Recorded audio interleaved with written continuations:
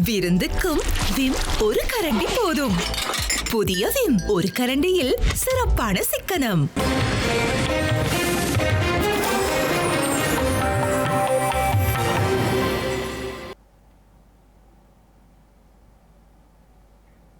வணக்கம். இது ஐபிசி தமிழின் மதிய நேர பிரதான செய்திகள். முதலில் தலைப்புச் செய்திகள். இந்தியாவை நிராகரித்தால் இலங்கை ஏழ்மை நிலைக்கு தள்ளப்படும், எச்சரிக்கும் ரணில். இலங்கைக்கு பல தடைகள் விதிக்கப்படும் சாத்தியம், மனித உரிமை ஆணைக்குழு தெரிவிப்பு. பிரித்தானியா விதித்துள்ள தடைகளை நீக்குவதற்கு நடவடிக்கை எடுக்க வேண்டும், திட்டமிட்ட சதி என்கிறார் மைத்ரி. போராட்டத்தில் குதித்த யாழ் பல்கலைக்கழக மாணவர்கள், காவல்துறையினர் இடைநிறுத்தியதால் பதற்றம். கச்சத்தீவு வழக்கு இறுதி விசாரணைக்காக திகதியிட்ட இந்திய உச்சநீதிமன்றம். தென்கொரியாவில் பரவி வரும் காட்டுத்தீ, 18 பேர் உயிரிழப்பு. இனி விரிவான செய்திகள். இந்தியாவின் ஆதரவு நிராகரிக்கப்பட்டால் இலங்கை ஏழ்மை நிலைக்கு தள்ளப்படும் என முன்னாள் ஜனாதிபதி ரணில் விக்ரமசிங்கே குறிப்பிட்டுள்ளார். இலங்கையில் எந்த அரசாங்கம் ஆட்சியில் இருந்தாலும் இந்தியாவின் ஆதரவை பயன்படுத்தி முன்னேறுவதில் கவனம் செலுத்த வேண்டும் எனவும் குறிப்பிட்டுள்ளார். இந்தியாவின் ஆதரவு நிராகரிக்கப்பட்டால் இலங்கை வளர்ச்சி அடையாது, ஆனால் 2050 இன்னும் ஏழ்மை நிலைக்கு தள்ளப்படும். இந்தியா நமது நெருங்கிய அண்டை நாடு, அது அமெரிக்கா, ரஷ்யா அல்லது சீனா அல்ல.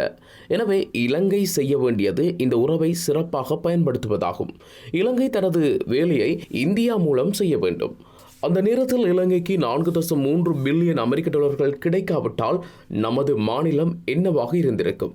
இந்தியாவின் அதானி குழுமத்தின் முதலீடு இலங்கைக்கு மேலும் பல முதலீடுகளை ஈர்த்துள்ளது. இந்தியா எங்கள் நட்பு நாடு, அவர்கள் எதற்கும் எங்களுக்கு உதவ தயாராக உள்ளனர். எனவே இந்த ஆதரவை பற்றிக் கொள்வதே எங்களுக்கு ஒரே தேர்வு. முதலீட்டை முன்னுரிமையாக கொண்டு இலங்கை முன்னேற இதுவே ஒரே வழி. இந்தியாவை நாம் நிராகரித்தால் நாம் ஒருபோதும் வளர்ச்சியடைய மாட்டோம். இலங்கைக்கு எதிராக எதிர்காலத்தில் தடைகள் விதிக்கப்படும் அபாயம் காணப்படுவதாக இலங்கை மனித உரிமைகள் ஆணைக்குழு தெரிவித்துள்ளது. பல தனி நபர்களுக்கு எதிராக தடைகள் விதிக்கப்படுவதன் மூலம் இந்த நிலைமை ஏற்படலாம் எனவும் ஆணைக்குழு சுட்டிக்காட்டியுள்ளது.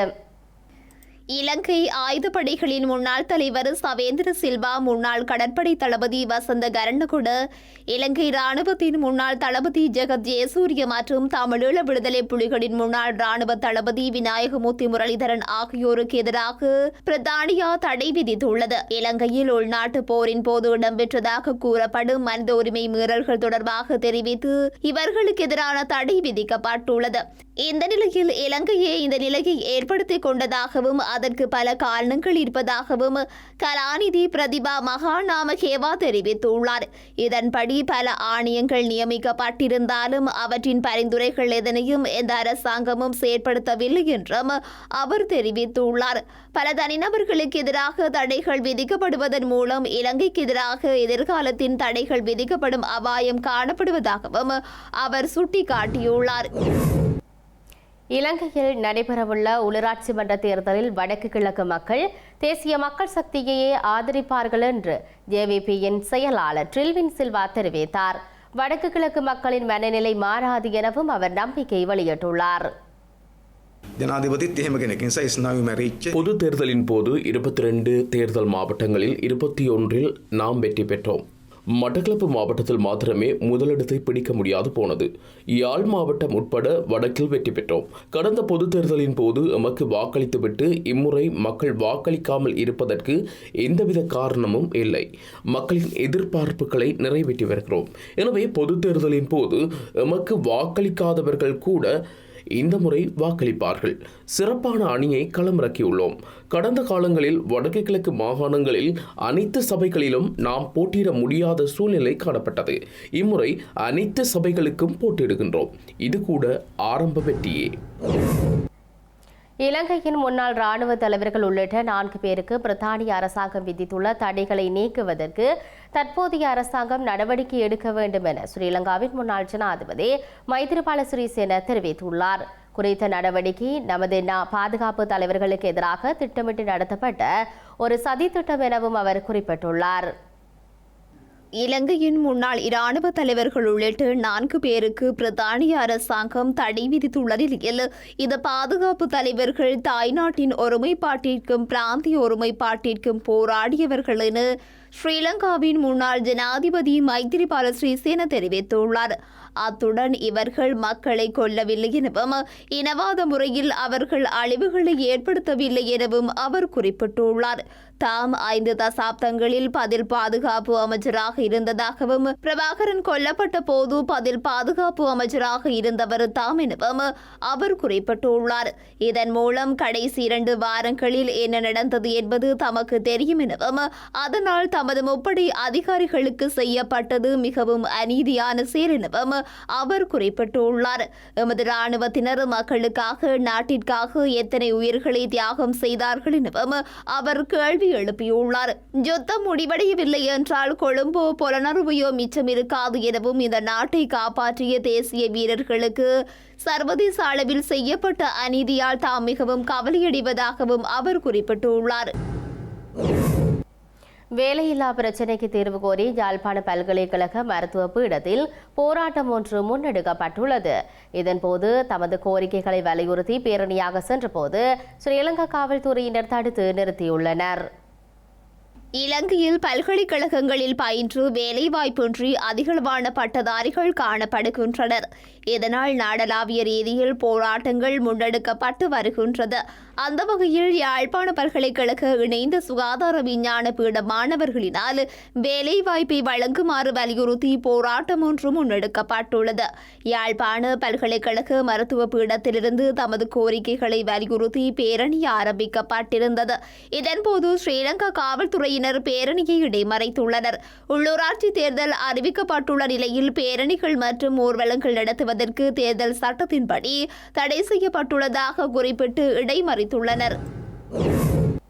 ஸ்ரீலங்காவின் காவல்துறை மா அதிபர் தேசபந்து தென்னகோனை அந்த பதவியிலிருந்து நீக்குவதற்கான பிரேரணை இன்றைய தினம் நாடாளுமன்ற ஒழுங்கு புத்தகத்தில் உள்ளடக்கப்பட உள்ளதாக நாடாளுமன்ற தொடர்பாடல் திணைக்களம் தெரிவித்துள்ளது. இலங்கையில் 2023ஆம் ஆண்டு இடம்பெற்ற மனித கொலைகளுக்கான சூழ்ச்சியை மேற்கொண்ட குற்றச்சாட்டின் கீழ் நீதிமன்றத்தில் சரணடைந்த பின்னர் தேசபந்து தென்னகோன் விளக்கமறியலில் வைக்கப்பட்டுள்ளார். இந்த நிலையில் காவல்துறை மா அதிபர் பதவியில் இருந்த ஒருவரை விலக்குவதற்காக 2002ஆம் ஆண்டு 5ஆம் இலக்க அலுவலர்களை நீக்கும் சட்டத்தின் கீழ் 8 காரணங்கள் குறிப்பிடப்பட்டுள்ளன. அதில் 2 காரணங்களை மேற்கோள் காட்டி காவல்துறை மா அதிபர் தேசபந்து தென்னகோனை அந்த பதவியிலிருந்து நீக்குவதற்கான பிரேரணையை தேசிய மக்கள் சக்தியின் பிரதி அமைச்சர்கள் மற்றும் நாடாளுமன்ற உறுப்பினர்கள் நேற்றைய தினம் சபாநாயகரிடம் கையளித்துள்ளனர்.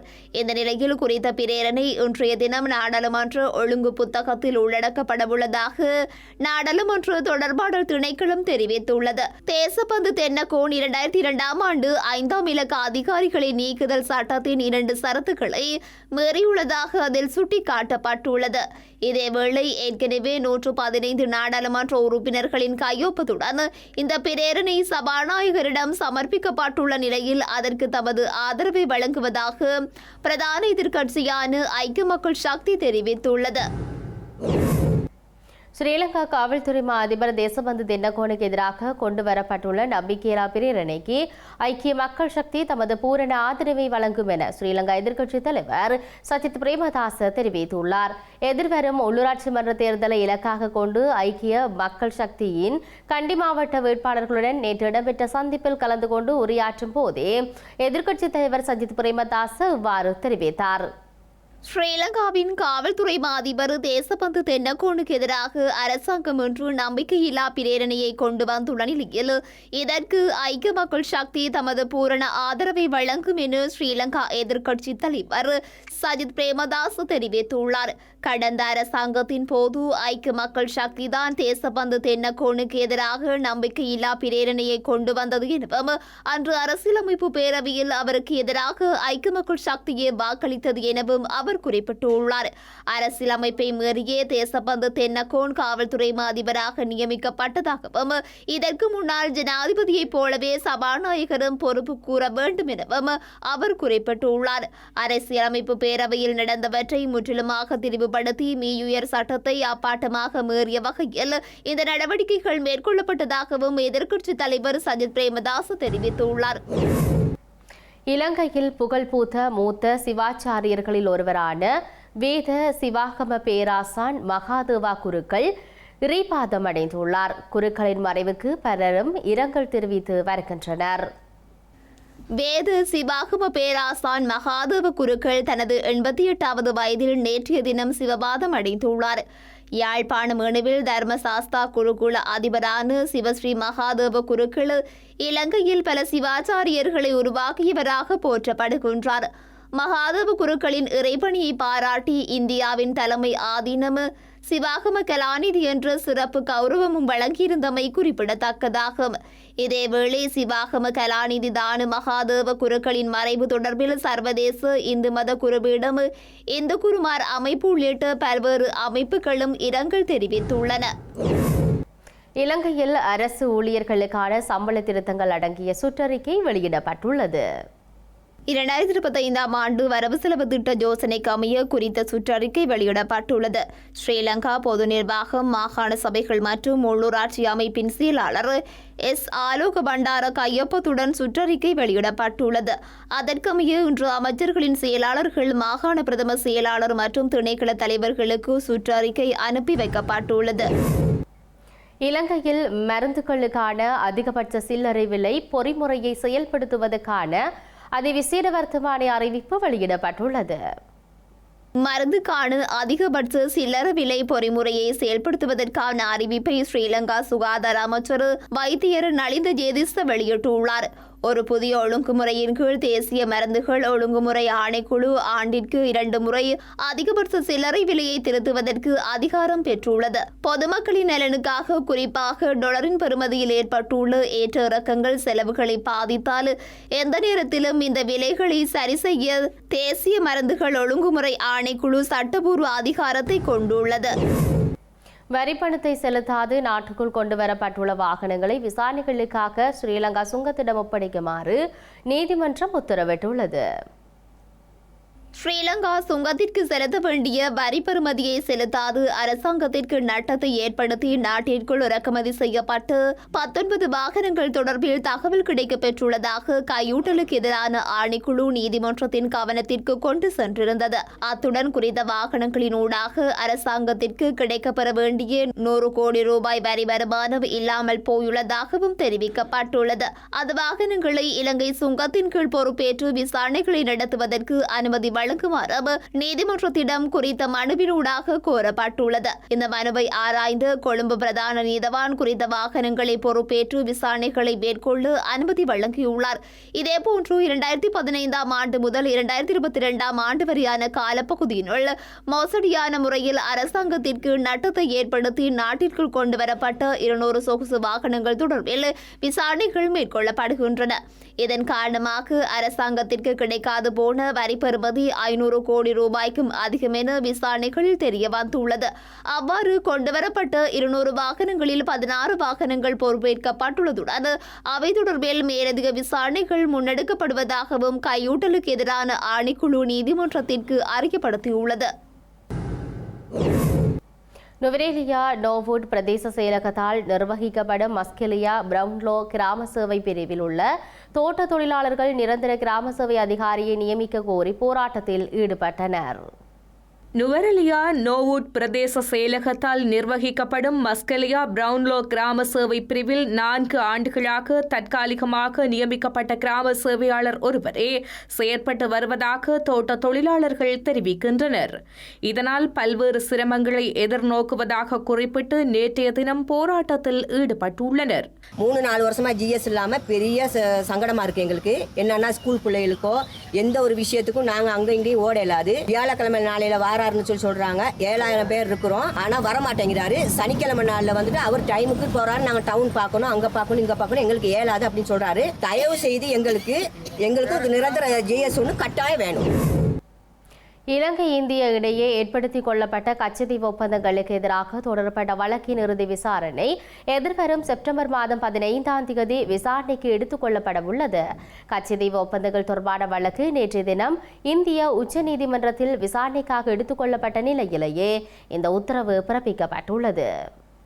இலங்கை இந்தியா இடையே ஏற்படுத்திக் கொள்ளப்பட்ட கச்சத்தீவு ஒப்பந்தங்கள் தொடர்பான வழக்கு நேற்றைய தினம் இந்திய உச்ச நீதிமன்றத்தில் விசாரணைக்காக எடுத்துக் கொள்ளப்பட்டது. கச்சத்தீவை இலங்கையிடம் ஒப்படைக்கும் வகையில் இந்தியாவிற்கும் இலங்கைக்கும் இடையே மேற்கொள்ளப்பட்ட ஒப்பந்தங்களுக்கு எதிராகவே இந்த வழக்கு தொடரப்பட்டிருந்தது. கச்சத்தீவை மீட்க கோரி அண்ணா திராவிட முன்னேற்ற கழக பொதுச் செயலாளராக இருந்த மறைந்த ஜெயலலிதா, A.K. செல்வராஜ் உள்ளிட்டோர் சார்பிலும் இந்திய உச்ச நீதிமன்றத்தில் வழக்கு தொடரப்பட்டது. குறித்த வழக்கு தலைமை நீதியரசர் சஞ்சீவ் கண்ணா, நீதியரசர்கள் சஞ்சய் குமார், K.V. விஸ்வநாதன் ஆகியோர் அடங்கிய ஆய முன்னிலையில் விசாரணைக்கு வந்தது. இதன்போது மனுதாரரான முன்னாள் அமைச்சர் கருணாநிதி தரப்பில் சிரேஷ்ட சட்டத்தரணி P. வில்சன் முன்னிலையானார். மனுதாரரான மறைந்த மு. கருணாநிதிக்கு பதிலாக திமுக பொருளாளர் D.R. பாலுவை வழக்கில் இணைக்க வேண்டும் என்று சட்டத்தரணி கோரிக்கை விடுத்தார். இதற்கு அனுமதி அளித்து உத்தரவிட்ட நீதிமன்றம் குறித்த வழக்கின் இறுதி விசாரணையை செப்டம்பர் 15ஆம் தேதிக்கு ஒத்திவைத்துள்ளது. பாம்பன் புதிய ரயில் தொடருந்து பாலத்தை திறந்து வைப்பதற்காக இந்திய பிரதமர் நரேந்திர மோடி ஏப்ரல் மாதம் 6ஆம் தேதி தமிழகம் செல்லவுள்ளார். பழைய பாம்பன் பாலம் 1914ஆம் ஆண்டு திறக்கப்பட்ட நிலையில் இந்த பாலத்தின் வழியே நடைபெற்ற போக்குவரத்தின் வாயிலாக ராமேஸ்வரம் வரும் சுற்றுலா பயணிகளின் வருகை நாளுக்கு நாள் அதிகரித்தது. கடலுக்கு நடுவில் இருந்த பழைய பாலத்தில் 40 கிலோமீட்டர் முதல் 50 கிலோமீட்டர் வேகத்தில் தொடருந்துகள் இயக்கப்பட்டன. இதற்கிடையே பாம்பன் தொடருந்து பாலம் 110 ஆண்டுகள் கடந்துவிட்ட நிலையில் கடலரிப்பின் காரணமாக பாலத்தின் பல இடங்களில் உறுதித்தன்மை குறைந்துள்ளது. கப்பல் போக்குவரத்துக்காக பயன்படுத்தப்படும் தூக்கு பாலத்தில் பழுதும் ஏற்பட்டுள்ளது. இதனால் பாதுகாப்பு கருதி இந்த பாலத்தின் ஊடான தொடருந்து 2022ஆம் ஆண்டு டிசம்பர் 22ஆம் தேதி நிறுத்தப்பட்டது. இதனையடுத்து 550 கோடி ரூபாய் செலவில் புதிய தொடருந்து பால கட்டுமான பணிகள் இடம்பெற்ற நிலையில் பாம்பன் புதிய தொடருந்து பாலத்தை பிரதமர் மோடி திறந்து வைக்க உள்ளார். பாம்பன் தொடருந்து பாலம் திறப்பு விழாவில் முதலமைச்சர் மு. க. ஸ்டாலின், ஆளுநர் R.N. ரவி உள்ளிட்ட பலரும் கலந்து கொள்ள உள்ளனர். பாலம் திறப்புக்கு பின்னர் பிரதமர் மோடி ராமேஸ்வரத்தில் உள்ள ராமநாத சாமி கோவிலில் தரிசனம் செய்ய உள்ளதுடன் பொதுக்கூட்டம் ஒன்றிலும் கலந்து கொள்ள உள்ளார். தென்கொரியாவின் தென்கிழக்கு பகுதிகளில் பரவி வரும் காட்டுத் தீயினால் 18 பேர் உயிரிழந்துள்ளதுடன் 19 பேர் காயமடைந்துள்ளனர். தென்கொரியாவின் தென்கிழக்கு பகுதிகளில் காட்டு தீ பரவி வருகின்றது. இதன் காரணமாக 23,000க்கும் அதிகமானவர்கள் தங்கள் வீடுகளை விட்டு வெளியேறியுள்ளதுடன் நூற்றுக்கணக்கான கைதிகள் சிறைச்சாலையில் இருந்து இடம் மாற்றப்பட்டுள்ளனர். அத்துடன் பல பாரம்பரிய கலாச்சார தளங்கள் பாதிக்கப்பட்டுள்ளன. அதில் 1300 ஆண்டுகள் பழமையான புத்த கோவிலும் அழிவடைந்துள்ளது. ஆயிரக்கணக்கான தீயணைப்பு வீரர்களும் சுமார் 5000 ராணுவ வீரர்களும் தீயை அணைக்கும் பணியில் ஈடுபடுத்தப்பட்டுள்ளனர். அதேபோல் கொரியாவில் நிறுத்தப்பட்டுள்ள அமெரிக்க ராணுவத்தின் உலங்கு வானூர்திகளும் தீயணைக்கும் பணிகளில் ஈடுபடுத்தப்பட்டுள்ளன. சுமார் 17,000 ஹெக்டேயர் காடுகள் தீயினால் அழிவடைந்துள்ளன. இது தென்கொரியாவின் வரலாற்றில் 3வது பெரிய தீ விபத்தாகும். காட்டு தீயில் 68% மட்டுமே கட்டுப்படுத்தப்பட்டுள்ளதுடன் உயிசோங் காட்டு தீ பலத்த காற்றினால் அதிகரித்து கற்பனை செய்ய முடியாத அளவுக்கு வேகமாக பரவி வருகின்றது என தேசிய வன அறிவியல் நிறுவனத்தின் வன அனர்த்த முகாமைத்துவ நிபுணர் லேபியங்குடு தெரிவித்துள்ளார். காற்று மற்றும் வறட்சியான வானிலையால் காட்டுத்தீ வேகமாக பரவி வருவதால் தீயை அணைக்க தரைப்படை வீரர்களை அனுப்புவதாக தற்காலிக ஜனாதிபதி ஹான் டக்-சூ உறுதியளித்துள்ளார். செய்திகளின் நிறைவாக மீண்டும் தலைப்புச் செய்திகள். இந்தியாவை நிராகரித்தால் இலங்கை ஏழ்மை நிலைக்கு தள்ளப்படும், எச்சரிக்கும் ரணில். இலங்கைக்கு பல தடைகள் விதிக்கப்படும் சாத்தியம், மனித உரிமை ஆணைக்குழு தெரிவிப்பு. பிரித்தானியா விதித்துள்ள தடைகளை நீக்குவதற்கு நடவடிக்கை எடுக்க வேண்டும், திட்டமிட்ட சதி என்கிறார் மைத்ரி. போராட்டத்தில் குதித்த யாழ் பல்கலைக்கழக மாணவர்கள், காவல்துறையினர் இடைநிறுத்தியதால் பதற்றம். கச்சத்தீவு வழக்கு இறுதி விசாரணைக்காக திகதியிட்ட இந்திய உச்சநீதிமன்றம். தென்கொரியாவில் பரவி வரும் காட்டுத்தீ, 18 பேர் உயிரிழப்பு. இத்துடன் IBC தமிழின் மதிய நேர பிரதான செய்திகள் நிறைவு பெற்றன. உடனுக்குடன் செய்திகளை அறிந்து கொள்ள IBC தமிழ்.com என்ற இணையதளத்தை பார்வையிடுங்கள். வணக்கம்.